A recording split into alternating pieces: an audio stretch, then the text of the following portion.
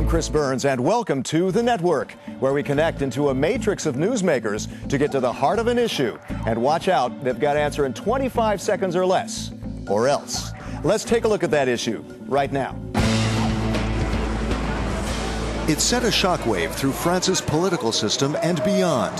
Peugeot announces it will slash 8,000 jobs and close at least one plant, sparking protests by workers and by the newly elected Socialist government. The automaker cites plunging sales as much of Europe slides into recession. Some blame surging imports due to a new free trade agreement with South Korea, though Volkswagen's exports to Asia are surging. Others blame lagging productivity, high taxes, and labor costs in France and other countries. Europe's auto industry has been plagued by overcapacity for years. Some say it's high time for a thinning out and a wave of mergers. Some see it as a wider problem in Europe, that labor costs and productivity need improvement in many sectors, and that propping up old industries should not be at the cost of encouraging new sectors to create new jobs. Now, wired into this edition of The Network is from Tokyo, where he is on a trip to Asia, Ivan Hodac, Secretary General of ASEA. That's the European Automobile Manufacturers Association. Here at the European Parliament in Brussels, Luc Triangle, who's Deputy General Secretary of Industrial, the European Trade Union. And also from Parliament, Catherine Trautmann, who's a member of the Committee on Industry, Research and Energy, and also a member of the Socialist Party. Let me start with a question to all of you, starting with Ivan. The auto industry is obviously saturated. It's been that way for years. Isn't it time, high time, for a downsizing? Yes, I agree with you. It's high time for downsizing. It's high time to cut the overcapacity, but it does not apply to every single manufacturer. It doesn't apply to every single country, and it does apply to Europe. So it's not saturated. There is no overcapacity on a global basis, okay. But what you have said applies for Europe. Okay, Luc, where do we stand here? How much do you think we should be downsizing in Europe, if we should?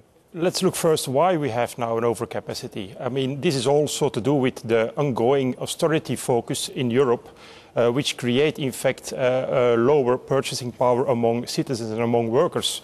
So this is also part of the problem. Secondly, the overcapacity has also been created by the manufacturers themselves. If you invest in the outskirts of Europe, in Serbia, in Morocco, in Turkey, then you create overcapacity at the European market. So it's also something that has been created by the manufacturers. Okay, Catherine, what do you think about that? Do you think the European automakers aren't playing fair when it comes to downsizing and moving jobs? I think that we have really an overcapacity. This is reality. We have a recession in the market, and we see that sale is more and more difficult. We have a competition worldwide, and we need to adaptate to make a mutation in car industry with a new energy. So we have several aspects for this strategic industry, which is at the forefront for innovation in Europe. Okay, let me go straight to Luc, because the French government so far has done very little to address this issue on Peugeot, closing a plant and slashing 8,000 jobs.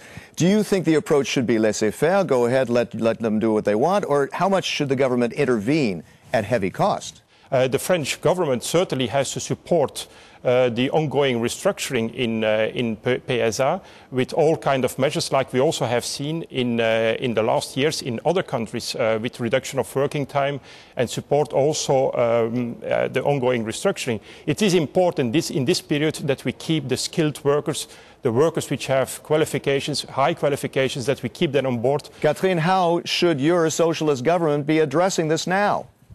The socialist government wants to address this problem with two aspects. One is the industrial aspect and the financial support to the companies outsourcing constructors. This is a very important issue to finance innovation and new technologies. Second, it's the social aspect. And for the social aspect, we want to localize industry with new models, new types of vehicles, but also with a mutation in which there is a real agreement with the workers between, the producers and the workers. Okay, but what about slashing labor costs in some way, either on the side of the employment taxes or on the side of wages themselves? Luc, what do you think? I think that the wages are absolutely not the main problem in the car manufacturing industry. The total cost of labor in the price of a car is very, very low. So that's absolutely not the problem. The workers in the automobile sector are among the most flexible ones, the most productive ones that you have in industry. So it's absolutely not fair but and not right to Luc, cut all the labor costs. If they're still higher than labor costs in other countries that make cars that are competing with you, how do you address that? We can sell cars, but we have to sell the right cars. We have to shift our focus to smaller cars, to other engines. We have to be aware that the mentality among citizens is also changing.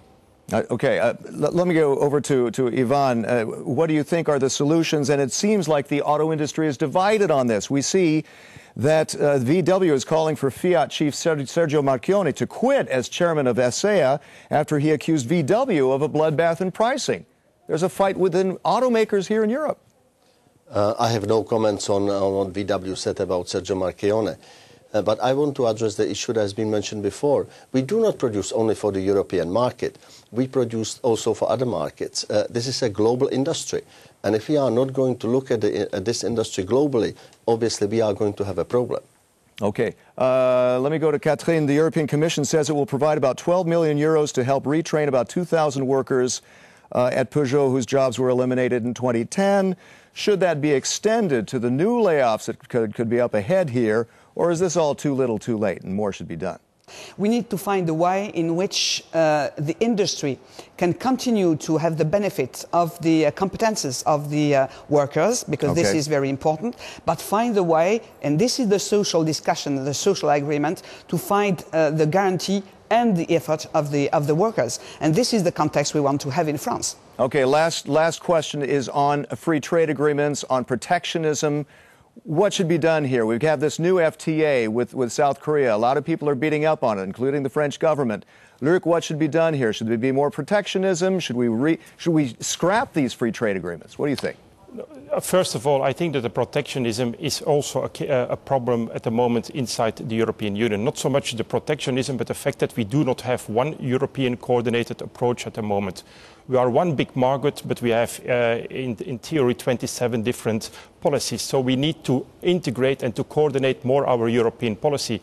If you look to the US, it's one big market with one policy, the same with China. So that's, I think, the first issue that we have to do. Okay, let's go to Ivan. What do you think? You're sitting now in Tokyo. You're in Asia now. Should there be a scrapping of these free trade agreements that are allowing all those cars to come here? No, the free trade agreements have to create level playing field, and they don't. If I negotiate an agreement with Korea, I have to have the same conditions for the Koreans to come to Europe and for the Europeans to come to Korea. The same goes for Japan, the same goes for India or for any other country. So the industry is not asking for scrapping the free trade agreements. The industry is asking for level playing field, and that's exactly what we want. And we are not getting the level playing field, and that's the responsibility for the European Commission and European negotiators. Okay, then last word, Catherine. Should we be scrapping them? Should we be fixing these FTAs? You know, we in the European Parliament, we wanted to have a safeguard clause, and we could see some examples of unfair trade. For example, Renault was very in favor of this agreement, fair trade agreement, because they wanted to produce in South Korea, but Michelin had problems to sell wheels in South Korea, so we had protectionism in Korea. That's why fair trade is not totally a reality, but must be a condition. Okay, so perhaps maybe there's room for improvement for those FTAs. Thanks very much to all of you. That's all the time we've got for now. I'd like to thank our guests, Ivan Hodac, Luc Triangle, and Catherine Trautmann. I'm Chris Burns, and until next time, thanks for connecting with The Network.